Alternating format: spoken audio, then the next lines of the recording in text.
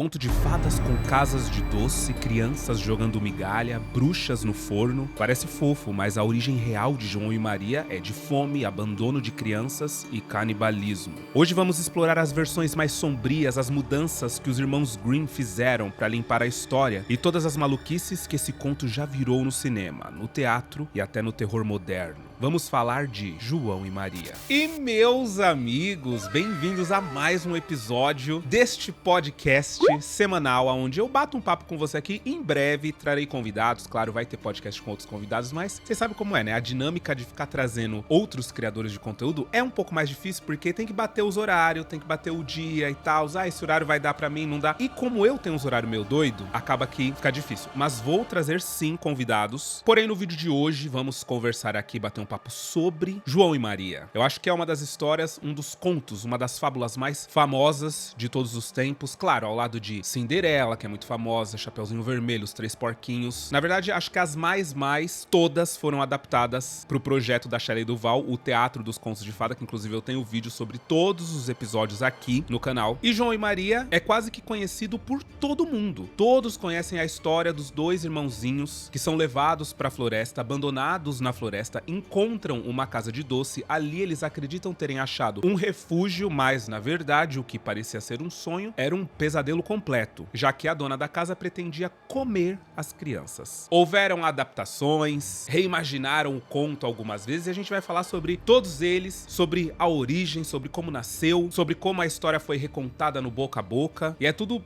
muito assustador, tá? Na verdade. E eu espero que vocês gostem. Então, meu nome é Arthur Viana, se ajeita aí que hoje a gente vai falar muito de João e Maria. E caso vocês queiram outro conto de fadas, comenta aí que eu me agilizo e trago em um outro episódio. Bora!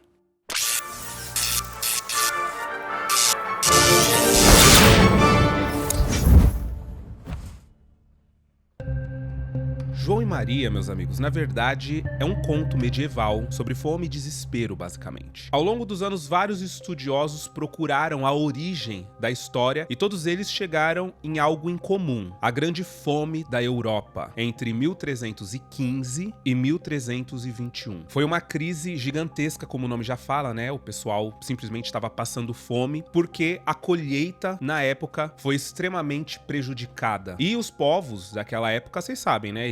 Era basicamente assim, tipo, você colhia, você plantava e você colhia, e aí você tinha o que comer, e eles trocavam, né? Trocavam animais, trocavam vegetais, grãos, essas coisas. Então, se isso fosse afetado, a galera simplesmente não tinha o que comer, basicamente. E aí essa época meio que foi abatida com pobreza, criminalidade, rumores de infanticídio, que, bom, que como o nome já sugere, eram pessoas que assassinavam outras crianças, e até casos de canibalismo em meio a essa fome extrema que a galera sentia. E aí nessa época, as famílias, elas acabavam abandonando as crianças em florestas ou portas de igreja, pelo simples fato de não ter condição de manter as crianças em casa, de alimentá-las. Literalmente imaginando que elas teriam muito mais sorte se o acaso presenteasse elas com um possível resgate, seja da igreja, seja de caçadores ou pessoas mais abonadas que estivessem na floresta, por exemplo. Na versão de João e Maria, do Teatro dos Contos de Fada, inclusive, a madrasta, ela fala isso pro pai das crianças, né? Eles também não têm comida, ela acha que se as crianças continuarem ali, a comida não vai durar por muito tempo, então ela fala pro pai das crianças: olha, a gente pode deixar eles na floresta e quem sabe eles serão encontrados por um príncipe, por um rei e criados. E aí o próprio pai fala bem assim: a minha Maria, imagina, a minha Maria, uma princesa. Ou seja, no próprio clássico do Teatro dos Contos de Fada, foi lançada essa ideia de que deixando as crianças na floresta, elas poderiam ter uma vida melhor. No entanto, a madrasta ali, ela meio que tinha noção que isso era quase impossível. Mas o que era possível ali pra ela é que eles iam morrer de fome. Então, da parte do pai foi esperança, da parte da madrasta foi ruindade mesmo, foi maldade. Bom, acontece que João e Maria faz parte dos contos que foram meio que criados e difundidos através do boca a boca. As pessoas se reuniam pra contar essas histórias e alguém lançava lá uma história sobre esses dois irmãos que pudesse ter ou não uma base real, e dessa forma a história foi espalhada principalmente no norte e leste da Europa. A história basicamente girava em torno de crianças que caíam em mãos de bruxas, que é o mais difundido hoje em dia, né? Todo mundo sabe que era uma bruxa, ou ogros, que também era muito comum na época falar sobre os monstros, né, os ogros, e que por fim conseguiam sair vivas, davam a volta por cima, trazer esperança, né? Bom, os irmãos Grimm, eles coletaram as histórias ali na Alemanha e publicaram com o nome Hansel and Gretel, que é basicamente o nome original, em 1812, praticamente 500 anos depois da época em que a história foi difundida, digamos assim. E um detalhe é que Hansel and Gretel são diminutivos de nomes alemães para Johannes, que aí virou João, e Margarete, que virou Maria. Ou seja, esse conto, apesar de meio assustador, na Alemanha é meio que visto como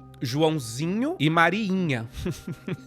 É meio fofo, né? Mas a história é pesadíssima. Aí entra um lance, assim, dos bastidores editoriais dessa história. No manuscrito de 1810, as crianças eram só irmãozinho e irmãzinha, não tinham nome próprio. Só na primeira edição, de fato, de 1812 é que eles ganharam nomes. E aí a bomba, né? Na versão original, a mulher que convence o lenhador a deixar as crianças na floresta não é a madrasta, é a mãe biológica das crianças. Só muitos anos depois, lá pra 1840, depois de muitas tiragens e edições, é que os próprios irmãos Grimm vão começar a trocar a mãe pela madrasta. E aí isso acaba indo de encontro com a versão dos irmãos Grimm do estúdio Canon, onde a mãe, na verdade, ela não joga as crianças na floresta, né? Na verdade, quando ela volta, depois de eles estarem passando fome e tal, o pai finalmente consegue comprar, se eu não me engano, é leite, farinha, e aí eles se sentem abonados naquele momento. A mãe fica muito feliz porque ela tava realmente com medo de morrer de fome. Então, ela sai pra colher algumas frutinhas pra poder colocar na torta, que finalmente ela conseguiu fazer. Finalmente eles vão ter o que comer. E acontece que o João e Maria, desastradinhos ali dentro de casa, acaba deixando a mula, eu não sei se é a mula ou é o cavalo, que entra, come as coisas, derruba o leite. Triste, é terrível a cena. E aí quando a mãe volta, muito brava pra não matar essas crianças, ela fala: some daqui, some, desaparece. E as crianças, com medo, ela percebe que as crianças não vão sair, ela manda as crianças irem colher frutas e não voltarem enquanto elas não encontrarem frutas. Só que como a própria mãe já colheu ali por perto, quando as crianças saem pra colher, elas vão entrando na floresta, entrando, até que elas se perdem e não tem mais como voltar. Então assim, aqui nessa versão eles deram uma apaziguada nisso, né? O pai não tem uma madrasta pra mandar as crianças pra floresta, é a mãe biológica, assim como no conto original, lá o primeiro, né? A primeira versão. No entanto, ela não manda por maldade ou porque tá com medo de não ter comida o suficiente pra ela nos próximos dias, porque as crianças estão ali e as crianças vão querer comer. Ela manda porque ela ficou doida e pra não matar essas crianças que acabaram de acabar com o nosso alimento dos próximos meses, porque eles simplesmente não tinham o que comer, some daqui. Só que ela, depois, na história, ela se arrepende.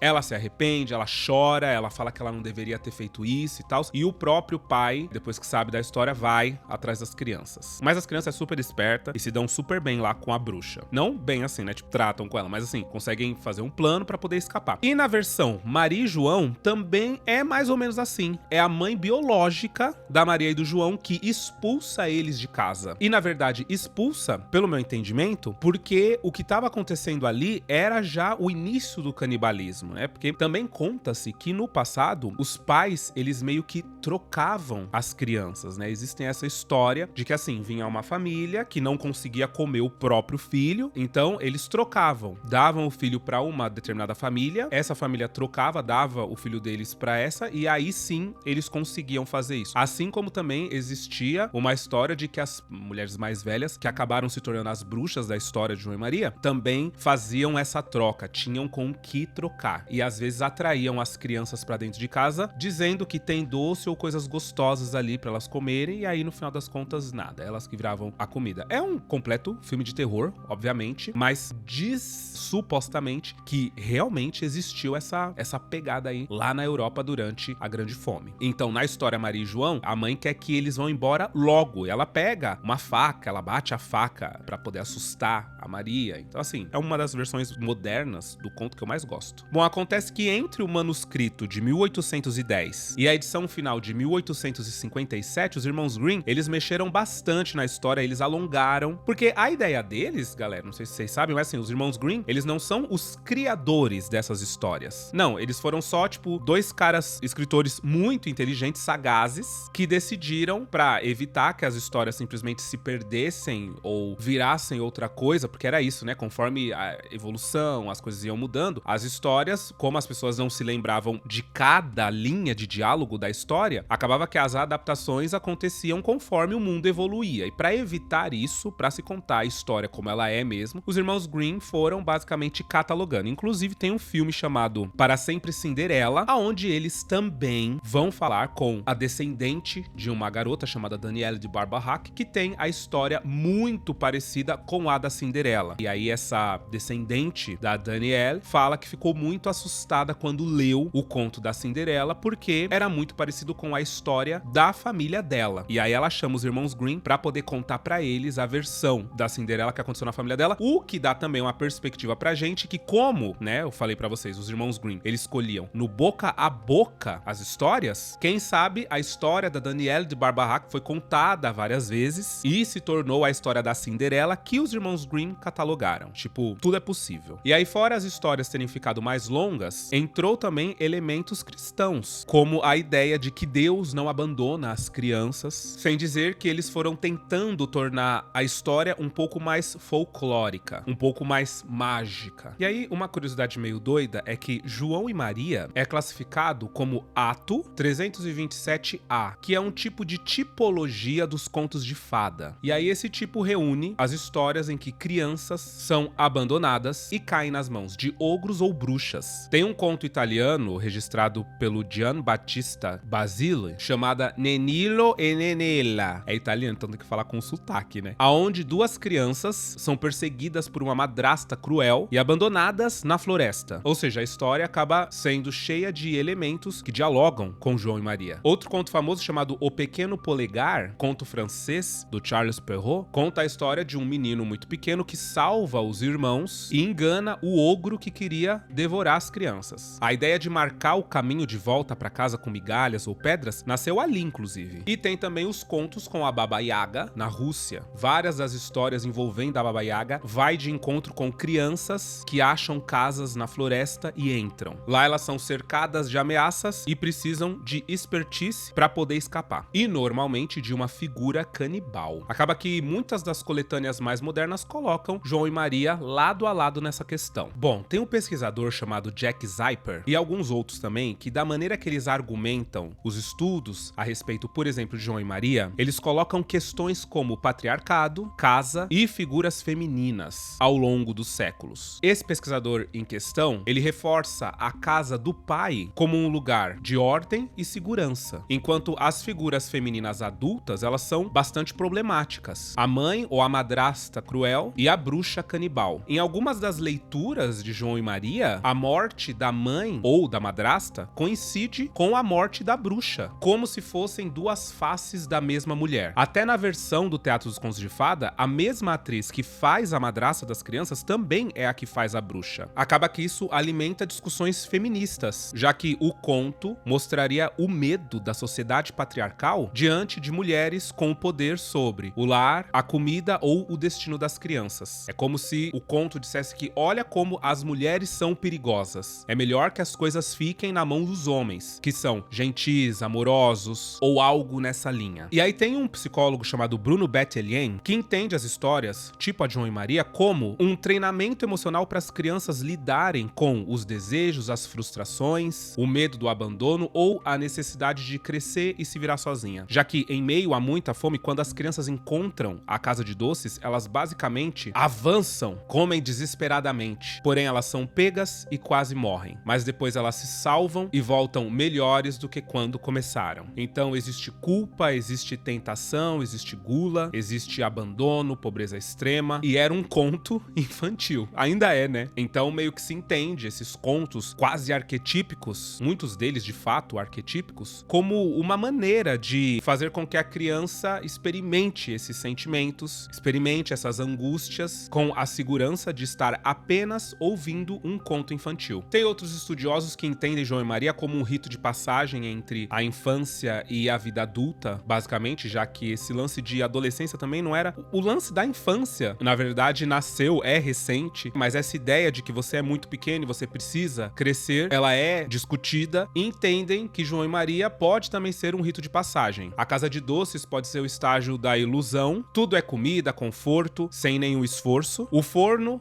da bruxa é o limite entre a infância e a morte, entre aspas, e empurrar a bruxa no forno é matar a ameaça e assumir o controle do próprio destino, basicamente. Ou seja, é uma criança, foi levada pra floresta, abandonada, encontrou a casa de doces, pareceu que voltou a ser criança, não voltou, vai precisar de expertise, vai precisar ser sagaz, traça um plano, se sai bem e sai completamente transformado da história em si. E aí começam as adaptações do audiovisual em torno de João e Maria. Bom, tem uma animação de 1954 com bonecos em stop motion que se chama Hansel and Gretel and Fantasy, que é baseado em uma ópera que realmente foi feita com base em João e Maria. E aí é óbvio que por ser stop motion tem aquela pegada bem esquisita, tem aquela pegada que dá muito medo, porém não mais medo do que a versão do Teatro dos Contos de Fada, aonde a madrasta é a Joan Collins, que é uma atriz maravilhosa, inclusive chegou a fazer American Horror Story, e ela também interpreta a bruxa, como eu disse. É bastante tenso, porque quando as crianças chegam, a gente descobre que várias outras crianças já morreram nas mãos daquela bruxa, porque elas se tornaram biscoitos de gengibre, algo do tipo, né, onde a bruxa, na verdade, tira o coração da criança, faz um biscoito e coloca ela ali na cerca. O que, se você parar pra pensar, é mais cruel ainda, porque se a criança chegar e ir comer direto à casa, pode ser que ela coma meio que um pedaço das outras crianças, já que no final do Teatro dos Contos de Fada, quando a bruxa é finalmente destruída, os biscoitos de gengibre voltam a ser as crianças. É completamente lógico, mas é pra ser mágico, né? E é pra dar esperança, porque a Shelley Duvall, apesar de, em todas as versões dos contos que ela fez, ela trazer uma pegada realista do que tá acontecendo, ela gosta também de trazer um pouco de esperança, né? Então, nossa, não tem que terminar tão ruim assim. Então as crianças voltam à vida, mas é bastante assustador, o estilo da filmagem é assustador. Eu já comentei outras vezes que esse é um dos únicos onde a cabana, ela foi filmada, né? A cabana do lenhador, ela foi filmada na floresta, de fato. Muitas das cenas são numa floresta e não dentro de um estúdio, como é a maioria dos contos do Teatro dos Contos de Fada. Então, assim, ela tem quase que uma pegada documental, sabe? Câmera na mão, a câmera se mexe como se a gente estivesse andando junto com as crianças. É bem tenso. Eu adoro essa versão do Teatro dos Contos de Fada. Temos também o filme da Canon,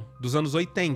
Canon, que fez várias versões, inclusive de A Bela Adormecida, uma versão conhecida no Brasil porque costumava passar na Record, que eu me lembro, tá? E eu já trouxe aqui pro canal. Então, se vocês nunca viram essa versão dessa produtora chamada Canon de A Bela Adormecida, pode procurar aqui no canal que tem. Nessa versão, como eu já comentei, a mãe é que manda as crianças pra floresta, mas simplesmente pra não matar as crianças de ódio que ela tá. Nós temos umas coisas um pouco pesadas, né? Já que quando as crianças estão lá no centrinho da cidade, tem alguns adultos que olham pra Maria de uma maneira esquisita. Então, assim, tem um toque meio bizarro, grotesco aqui. Mas, fiquem tranquilos, nada acontece. E é uma visão adulta que a gente tem do que acontece, né? Quando a gente é criança em si, a gente não fica tão assim, mas é bastante esquisito. O pai das crianças é passado pra trás, então a mãe fica muito brava com ele, fala que ele é um bobo, que ele deixa as pessoas fazerem dele o que ele quiser. E no fim das contas, quando as crianças encontram a casa de doces, eu acho que é uma das piores versões da bruxa de João e Maria, das que é pra parecer boazinha e depois má. Essa mulher, pelo amor de Deus. Na verdade, todas elas, né? Mas é que essa aqui, ela tem alguma coisa de familiar. Não sei se é por conta da atriz, que eu já devo ter visto em outros lugares, mas ela tem uma coisa de familiar pra mim, de assim, tá, ok, sabe, essa véia. Talvez eu entrasse na casa, apesar, né, da cara dela, talvez eu entrasse na casa dela, não sei porque eu tenho essa sensação. E aí é também um musical, né, porque ela canta, ela dá doces pras crianças, e é muito esquisito quando ela olha, quando ela fala sozinha, né, que ela olha pela janela e aí ela fala sobre o que ela vai fazer com essas crianças malditas. Ela sobe, ela dá um quarto pras crianças, ela conta a história pras crianças dormir, só que naquela noite a Maria descobre quem é aquela véia, ela captura as crianças, captura o João, faz a Maria trabalhar, e no fim houve bastante discussão ali na Canon sobre como eles terminariam João e Maria, né? Alguns da equipe queriam que a casa simplesmente explodisse, outros queriam, na verdade o diretor queria fazer, desmontar a casa e colocar meio que em stop motion a casa meio que desaparecendo, sabe, se desmontando, mas no final das contas eles optaram por esse momento onde, sei lá, eles chamaram uma equipe de corpo de bombeiros e usaram aquela espuma anti-incêndio com corante e fizeram meio que um caos mágico, sabe? E a gente fica pensando, tá, o que será que é isso? No final das contas, foi isso que aconteceu. E todas as crianças ressurgem, né, reaparecem também. O pai do João e da Maria traz as crianças vivas, ou seja, também traz aquela coisa de esperança, de tá bom, deu tudo certo, graças a Deus. Temos a versão de 2013, João e Maria Caçadores de Bruxas, também trouxe recentemente aqui no canal, aonde a história, o conto original é basicamente a abertura do filme, e o filme em si é sobre o que aconteceu depois, já que, por terem conseguido se livrar da bruxa nessa abertura, eles acabaram se tornando expert em bruxas, e aí conta que eles basicamente se tornaram caçadores que viajam Europa fora, que são contratados por aldeias, condados, lugares, para poder ir dar conta de bruxas que estão desaparecendo com as crianças. E aí a gente vê eles chegando numa pequena vila, onde as crianças estão desaparecendo constantemente, diariamente, e eles acabam descobrindo que vai, na verdade, acontecer um sabá, e que a líder de todas as bruxas tinha descoberto uma maneira de fazer com que elas se tornassem imunes ao fogo, já que o fogo é o ponto fraco de qualquer bruxa. Se elas conseguem uma maneira de o fogo não pegar nenhuma delas, acabou. Não tem mais como destruir uma bruxa. O filme é muito legal, sabe? A crítica pega um pouco em cima, mas eu me divirto demais. Você começa a assistir,